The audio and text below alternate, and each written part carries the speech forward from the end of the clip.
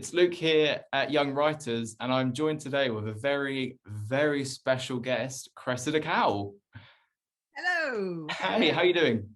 Very well, thank you. Yeah, good to hear, good to hear. So I'll get straight into it. You have been quite busy recently, and I've actually seen you pop up on BBC News, which is exciting. Of course, you are lobbying to increase some funding for libraries in primary schools. Do you want to tell us why you think that's so important and why young people out there should be interested in this?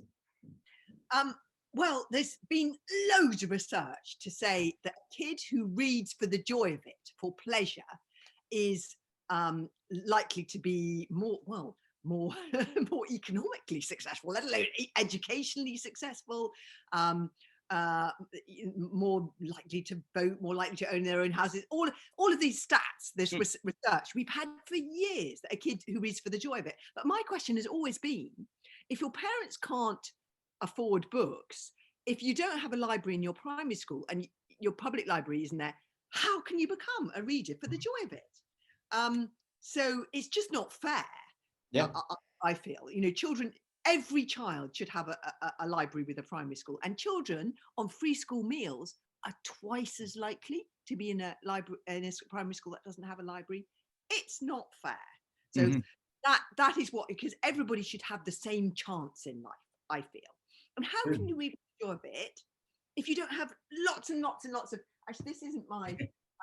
This is my old book.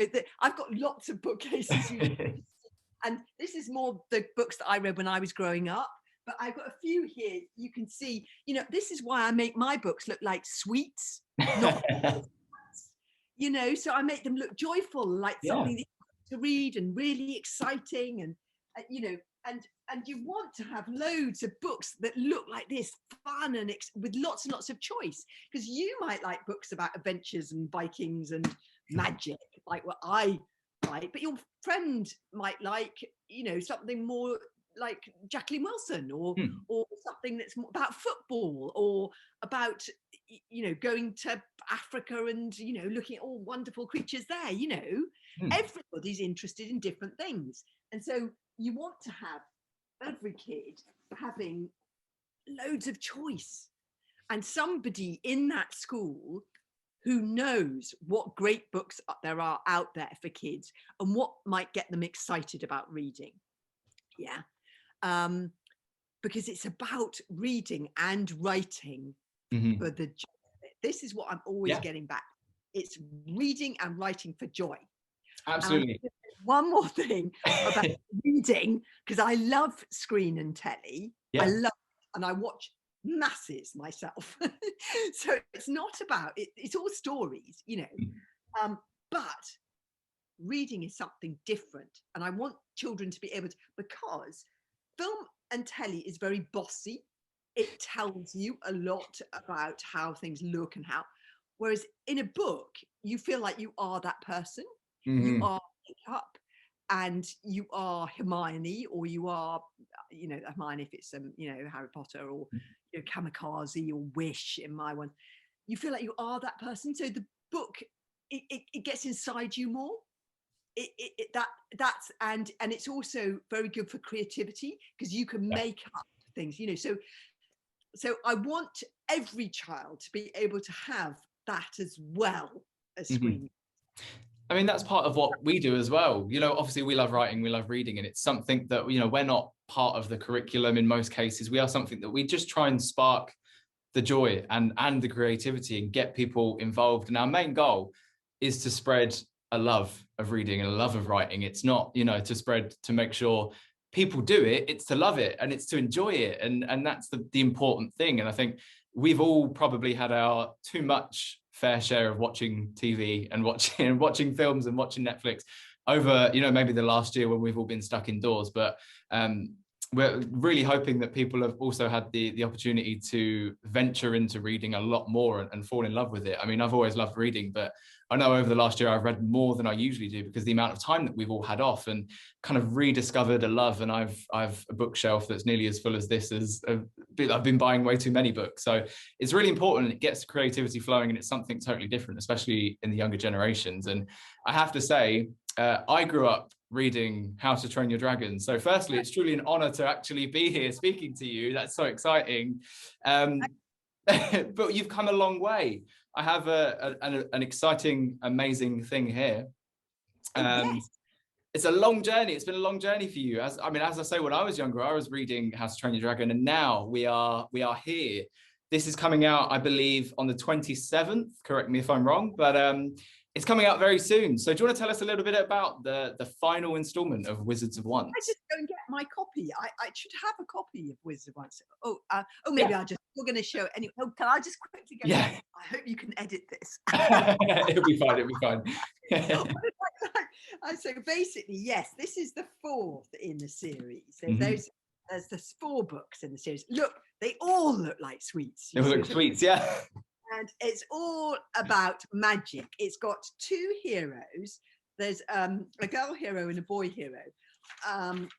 And, that's Wish is the girl hero.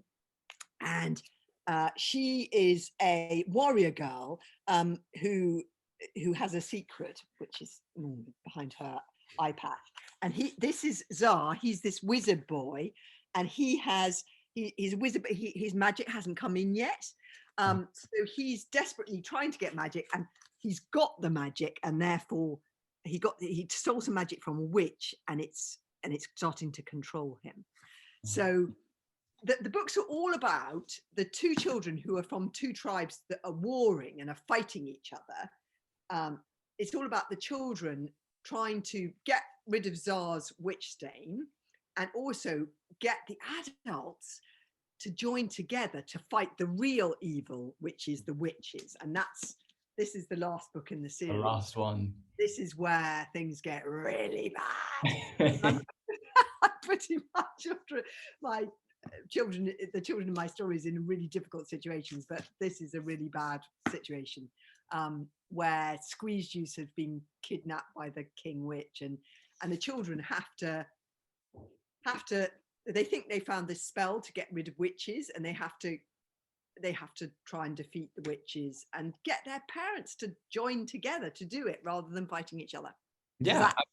It sounds like there's a lot of kind of underlying themes going on into like a broader sense, and they've kind of been placed into that book. And I'm sure it's a really, really fascinating story. And this, as you say, this is the last one. So if you haven't started reading them yet, get the 4th one, get all 3, and have a power week, and you'll get the full story. And that's really exciting. It's really about magic. I loved magic when I was a kid. I secretly wanted to be magic.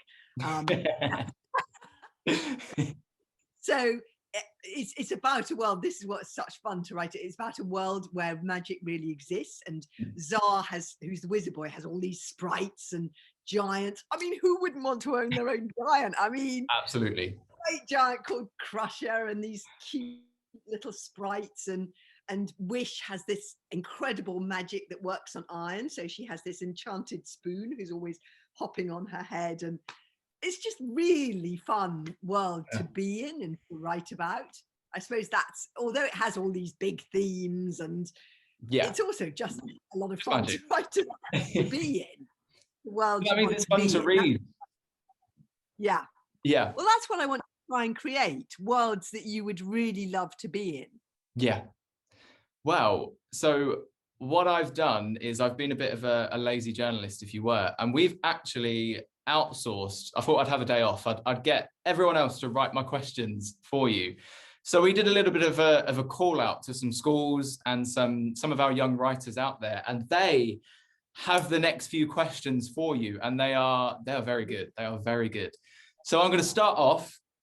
Natasha Hollyoak, age 11, from the West Midlands, is asking, if you could put yourself in any scenario in any of your books, what would it be, or where would it be, or when would it be?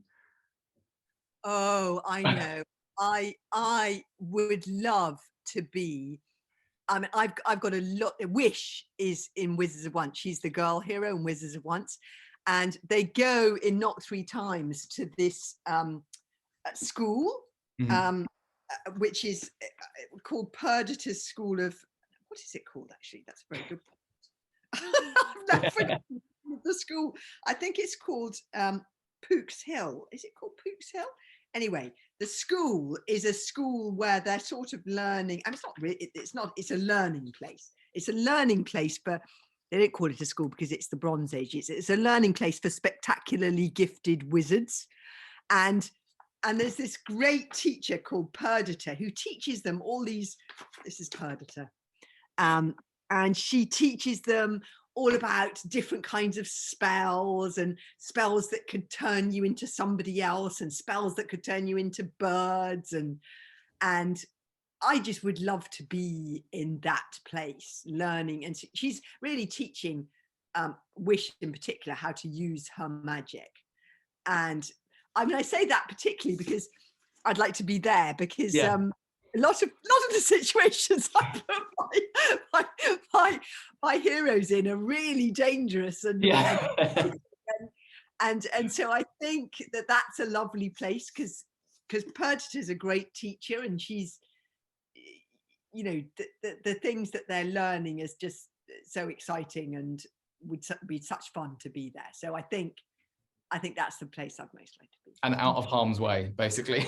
Well, no, but also learning how to, all the things that I think are most interesting, things about trees, think about magic. How could you go back in time?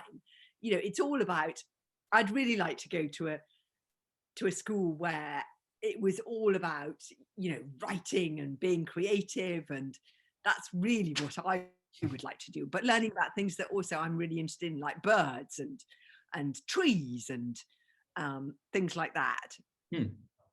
So next up, I have Braden from St. Vincent's Catholic Primary School. Braden's 8. And they said, how did you create the names of your characters? And then they've put more specifically How to Train Your Dragon, but in any of them. Well, funny enough, Vikings really were called extraordinary names. So a real Viking would be Ivar the Boneless. Isn't that a wonderful name? And so I kind of thought, I'll do the same thing. I will call the Vikings names that sort of almost describe them. So I think you have things like Bad Breath the Gruff, or, you know, Stoic the Vast, or Baggy Bum the Beer Belly. And that sort of describes them, but it's not so very far from the real Viking. Ivar the Boneless. There's another one called, this is a real Viking, Magnus Barelegs. I'm not sure whether it was bare legs as in legs like a bear, or bare legs. So, you know, it was playing games with language, and that's what I'm doing with the Dragonese as well. In How to Train Dragon, you can learn this whole language of Dragonese, and you can sort of understand it. Me mama na like it, yum yum on de bum.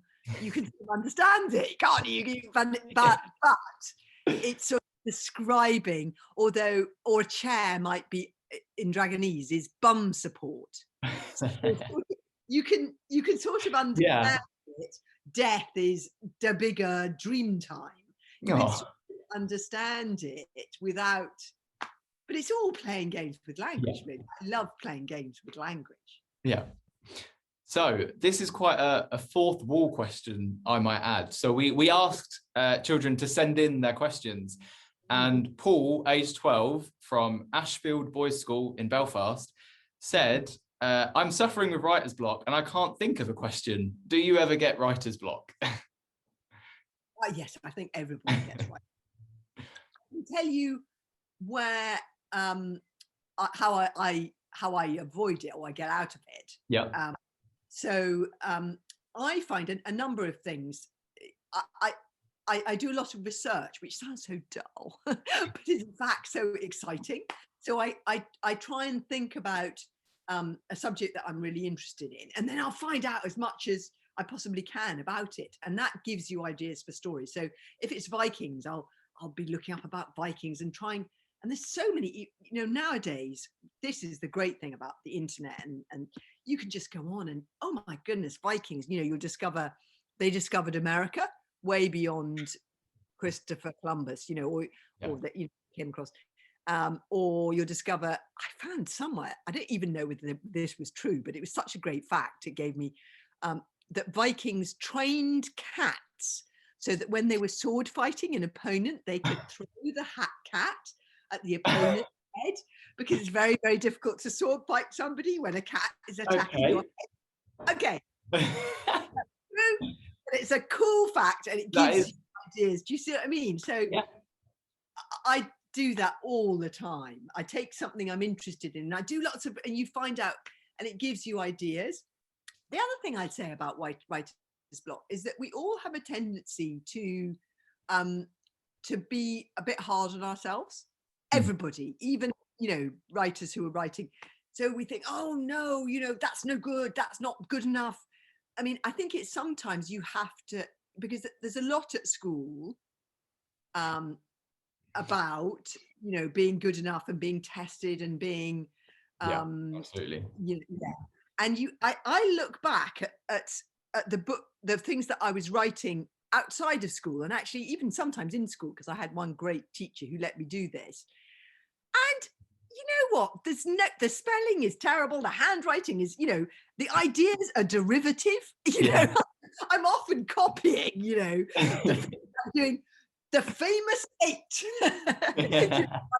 by the famous 5. Factory. You know, there's no sign there that this is a future children's laureate in the making. You know, I'm just writing for the fun of it. And particularly when you're young, don't forget to don't just say, oh, you know, because that can stop you writing. That can really help make you just write things that make you laugh, things that you care about, things that make you cry, things that you really mind about. And even though you think, oh, maybe that's, you know, not posh enough, or, you know, maybe I shouldn't be writing about football because other people won't be, there will be. If you're passionate about something, you care about something enough, don't worry too much about it not being good enough all the time, because it can really get in the way. You come back later and edit stuff, and, you know, but don't be so, my husband has a great saying for this, and it's really helpful. Don't let perfection be the enemy of the good. And what that means, because what that means is, you know, sometimes we can be so worried about something being so wonderful that you don't write it at all, and you have to just write it. Yeah, I mean, we say a lot about that as well. It's kind of just do it. Just if you enjoy it, do it. Even if it's not for other people's consumptions, if you enjoy it and it gives you a release and a creative outlet, do it. Enjoy it, love it. And then if you love it, you'll do it more. And if you do it more, that, you know, that's where the perfection and the development kind of more sets in. But if you just enjoy it, do it. And that's generally our top advice. And there was a really cool this guy who invented radar in the Second World War. Okay, so the Second World War is happening, and oh my goodness, you know, there's this huge pressure. You know, somebody's got to come up with radar because we're losing. You know, we're losing. So somebody's got to come up with radar. Oh my goodness, he was in charge of the whole program, a bit like somebody being in charge of the COVID, you know, situation, trying to find a vaccine. What he said was, you have to give them the second best, because the first best comes too late and the best never comes. Okay. Really useful. Poignant. I love it. Don't be so hard on yourself, is what I'd say. Definitely. Yeah. So the next question, speaking of love, this might be quite a pick your favorite child question, but so someone from year 5 at St John's School in Devon has asked, which was your favorite book to write and why? If you can even answer that. I love them all equally. I do, and they're all such a boring answer, but it is really is true, because every time I'm trying to write a book that I hate it in a book series where you suddenly think, oh, that isn't quite as good as the last one. You know, when I'm reading them, it's really disappointing. So I try and make everyone better than the last one. And in a way, that's easier to do because you're kind of building up to the finale, you know, you're trying to. So that's automatically with the last one, it's like, oh, what's going to happen? Because you built it up. So I suppose the last book in a series is always quite fun to write, because you generally set up all these questions, like in Wizards of Once, who is the narrator?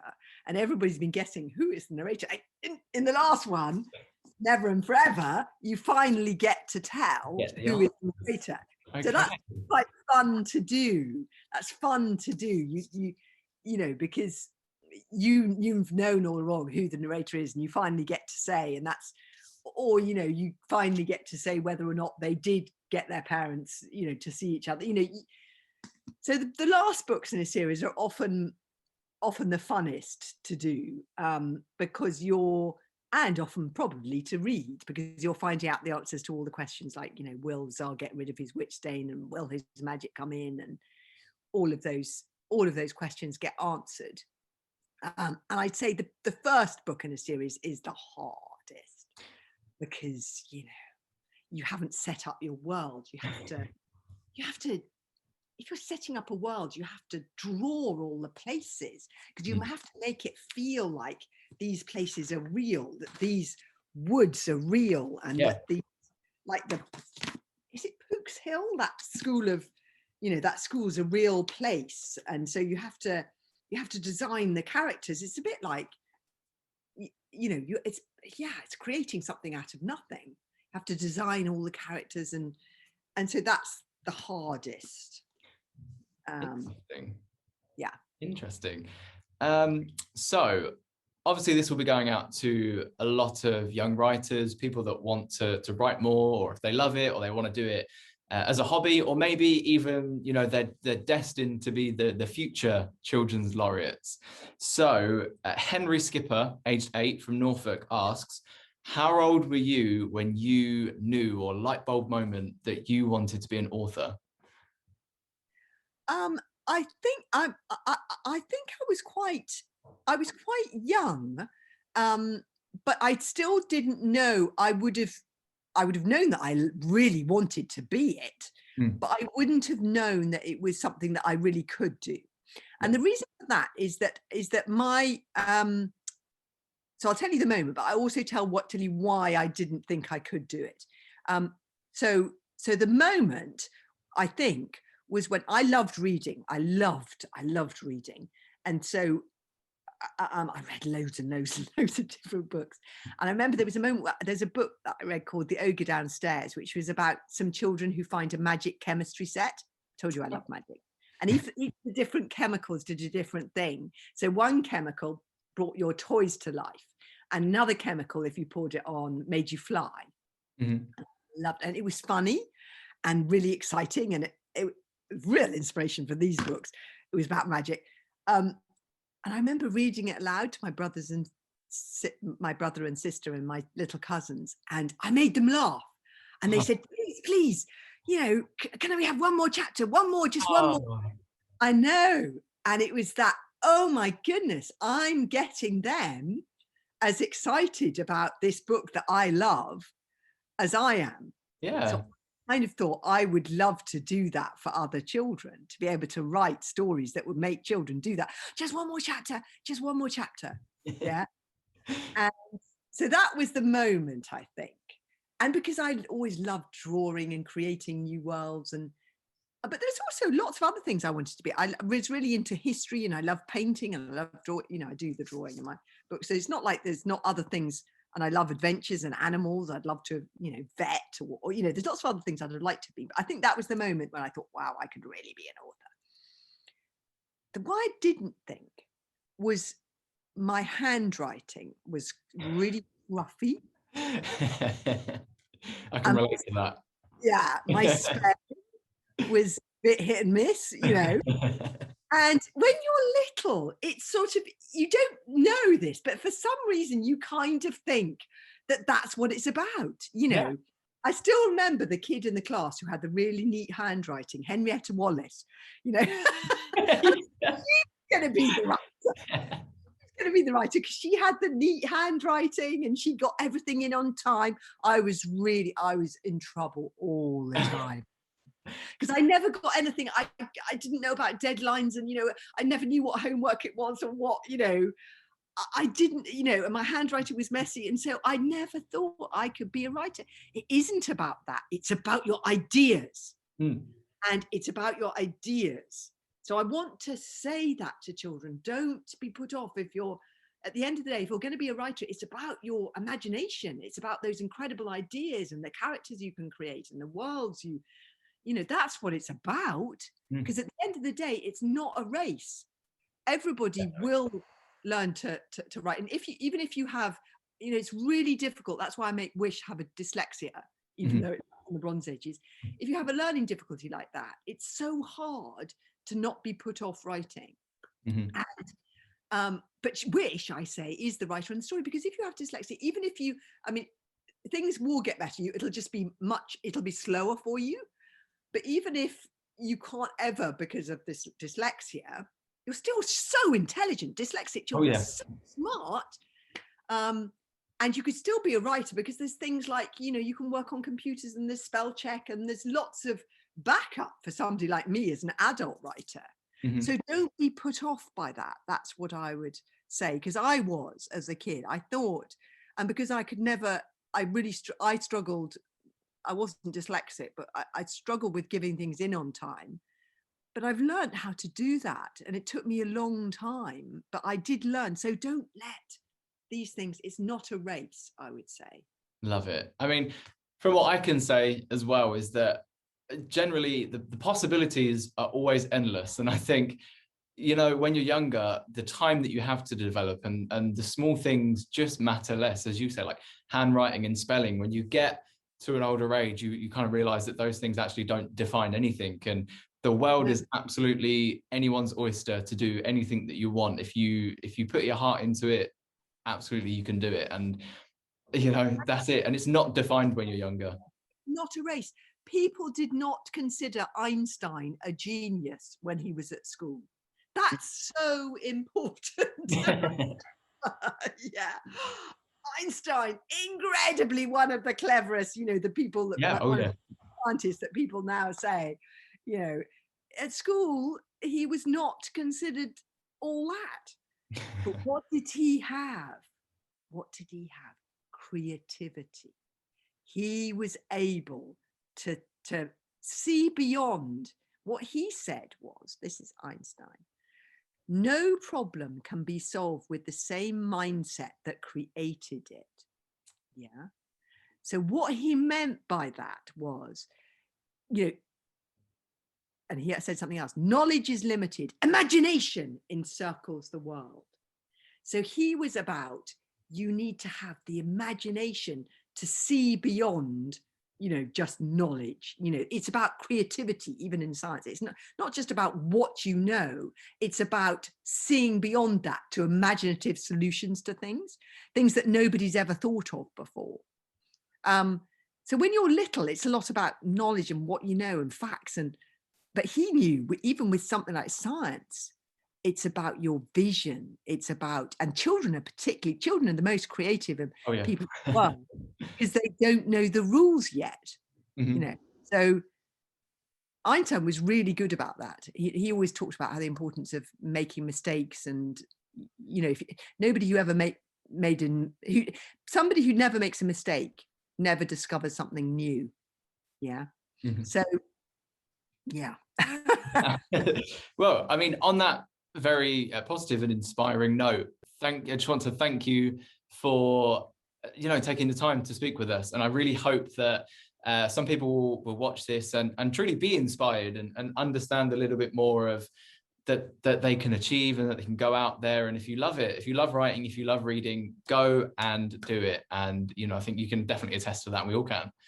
Can I suggest something? Have some books where you just write, and I wish I had it here. I used to have books as a kid where I just wrote, some special book where I just wrote what I wanted to write, and things that, don't think, you know, it could be anything. It could be characters that you draw that are, you know, I used to draw dragons and then make up stories about them, or I used to draw fairies and make up stories. I created a whole school where I just wrote down the characters in the school and wrote their timetable, you know, and they the school on an island, and the timetable, all the kind of, that's writing, that's creating. you know, I'm creating a timetable. You know, you could just write down jokes that you think are funny. You could create your own game, you know, game design. You could, you know, try and invent your own, you know, video game, you know, in these, just have some space where you're just writing and creating what you want to create, what you want to write about, what you're interested in. Definitely. You know? And that's, it's really important to have that space. You know, it doesn't need to be stories even. It depends on what you're interested in. As I say, it could be jokes, it could be ideas for film. Anyway, so that's what I do. But the creativity is there, and use it and love it and enjoy it and thrive from it. I think that's the key takeaway, basically. Do what you love.